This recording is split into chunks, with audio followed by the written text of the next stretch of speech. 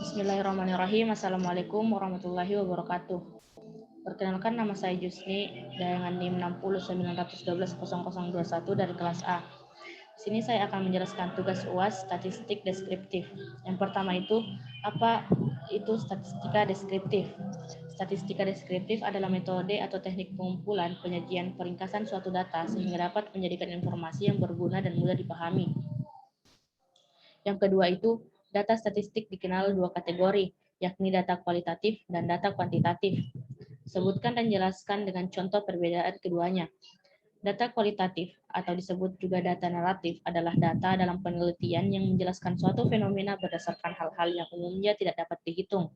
Oleh karena itu, data ini disebut data kualitatif karena berdasarkan kualitas dari suatu objek atau fenomena.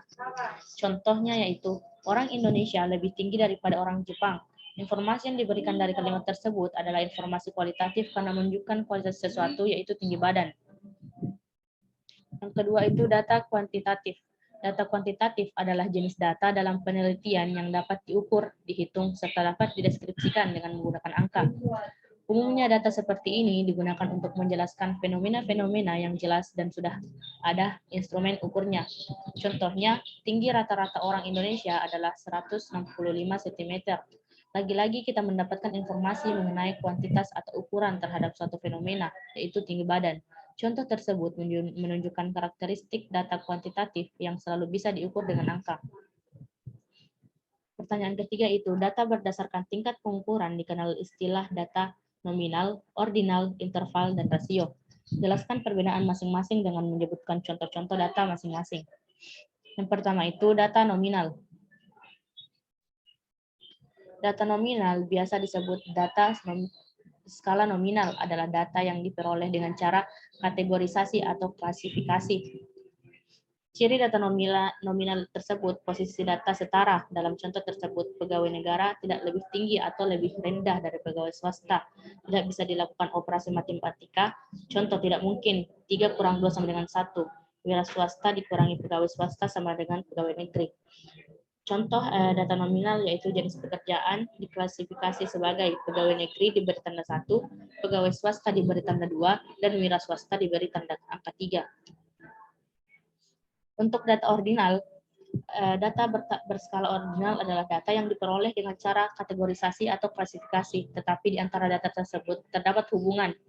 Contohnya itu, kepuasan pelanggan diklasifikasikan sebagai sangat puas diberi tanda 1, puas diberi tanda 2, cukup puas diberi tanda 3, tidak puas diberi tanda 4, dan sangat tidak puas diberi tanda 5. Ciri dari data ordinal ini adalah posisi data tidak setara. Dalam kasus di atas, sikap pelanggan yang sangat puas lebih tinggi dari yang puas. Sikap pelanggan yang puas lebih tinggi dari yang cukup puas. Dan seterusnya. Angka atau tanda bisa dibalik dari 5 hingga 1, tergantung kesepakatan. Tidak bisa dilakukan operasi matematika, sama seperti data nominal di atas. Selanjutnya itu data interval. Data interval adalah data yang diperoleh dengan cara pengukuran, di mana jarak antara dua titik pada skala sudah diketahui, berbeda dengan skala ordinal, di mana jarak dua titik tidak diperhatikan, seperti beberapa jarak antara puas dan tidak puas yang sebenarnya menyangkut perasaan orang saja. Contohnya itu adalah temperatur ruangan, bisa diukur dalam Celcius, Fahrenheit, dengan masing-masing punya skala sendiri untuk air membeku dan mendidih. Celcius pada 0 derajat Celcius sampai 100 derajat Celcius. Skala ini jelas jaraknya bahwa 100 sampai 0 sama dengan 100, dikurang 0 sama dengan 100. Fahrenheit pada 32 Fahrenheit sampai 212 Celcius Fahrenheit. Skala ini jelas jaraknya 212 dikurang 32 sama dengan 180. Ciri data interval yaitu tidak ada kategorisasi atau pemberian kode seperti terjadi pada data nominal dan ordinal. Bisa dilakukan operasi matematika. Selanjutnya yaitu data rasio.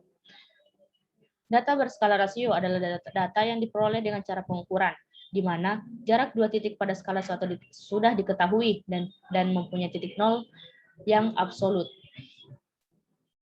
Ini berbeda dengan skala interval, di mana tak ada titik nol mutlak atau absolut, seperti titik 0 derajat Celcius, tentu beda dengan titik 0 derajat Fahrenheit atau pergantian tahun pada sistem kalender Masehi setiap 1 Januari. Berbeda dengan pergantian tahun Jawa, Cina, dan lainnya. Sehingga tak ada tahun baru dalam artian diakui oleh semua kalender sebagai tahun baru.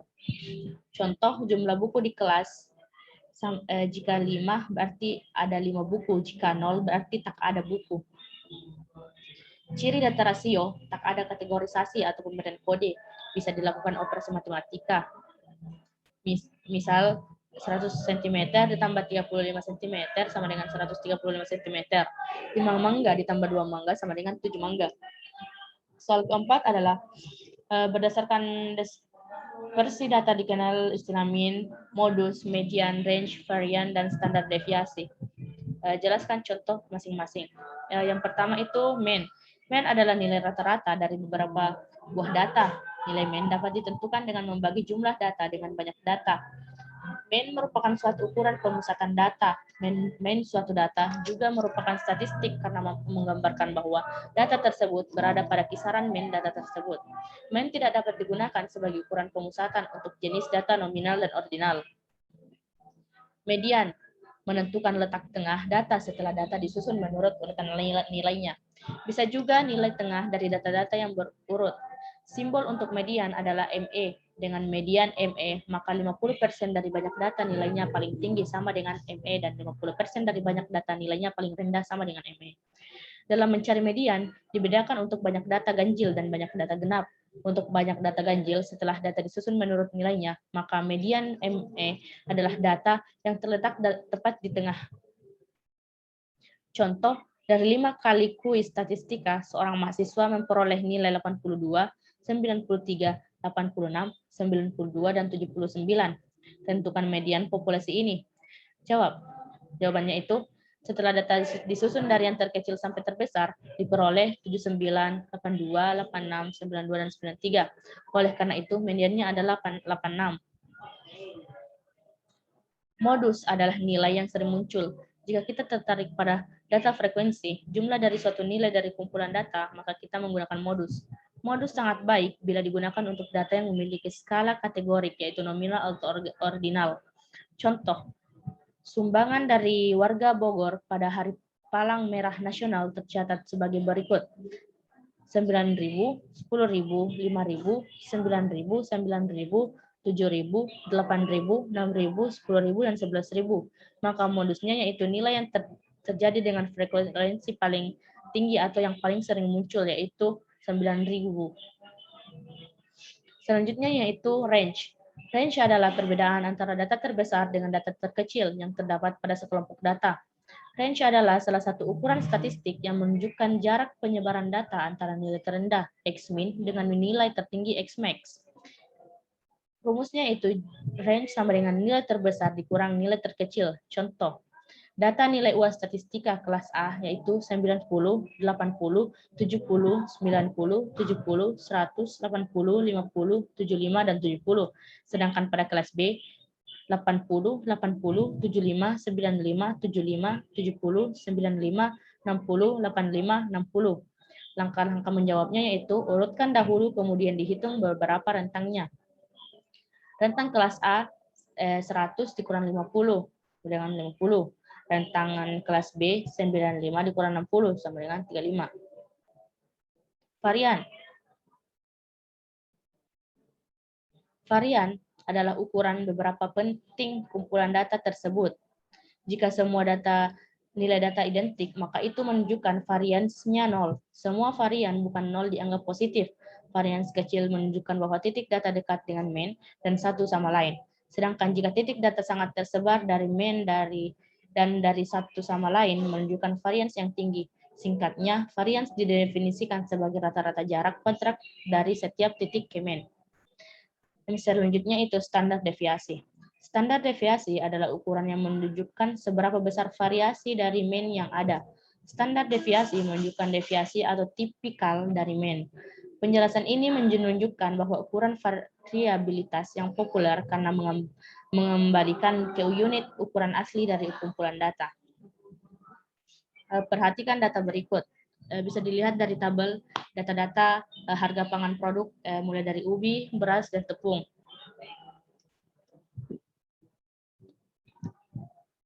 Di sini data tersebut disuruh untuk menghitung mean, modus, median, varian, serta standar deviasi, dan juga membuat diagram batang serta daun sesuai data yang diberikan. Nah, untuk menghitung mean dari harga pangan ubi, yaitu ditambah semua jumlah harganya dari mulai bulan Januari sampai Desember, lalu dibagi dengan banyaknya data dan menghasilkan 5.045,083 per tahun. Begitupun dengan beras dan tepung. Dijumlahkan semua datanya dulu, lalu dibagi dengan banyak data.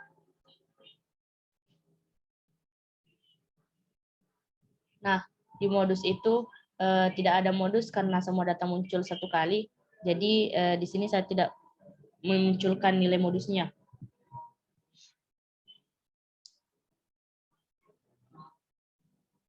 Selanjutnya itu median, di mana jika telah diurutkan dari yang terkecil dan dari yang terkecil sampai yang terbesar, maka diambil nilai tengah. Lalu kan di sini nilai tengahnya 2, berarti harus ditambahkan baru dibagi 2. Jadi baru bisa kita mendapat nilai tengahnya.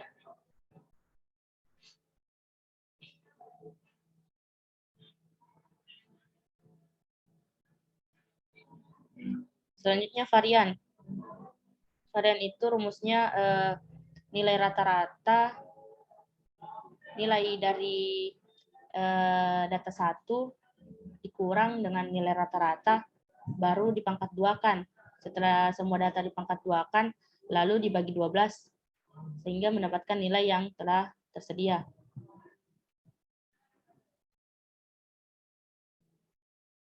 Begitupun dengan beras serta tepung.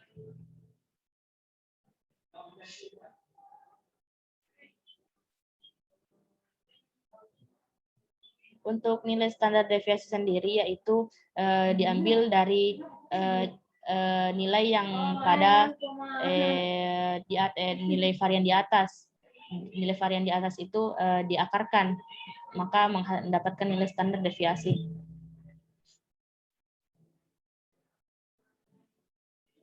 Nah, untuk diagram batangnya sendiri seperti berikut.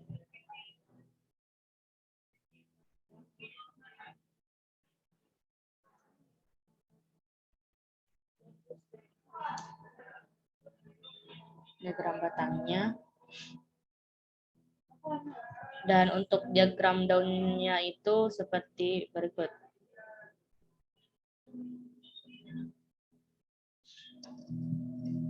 Mungkin sekian penjelasan dari tugas UAS statistik deskriptif saya. Lebih dan kurangnya mohon dimaafkan. Wassalamualaikum warahmatullahi wabarakatuh.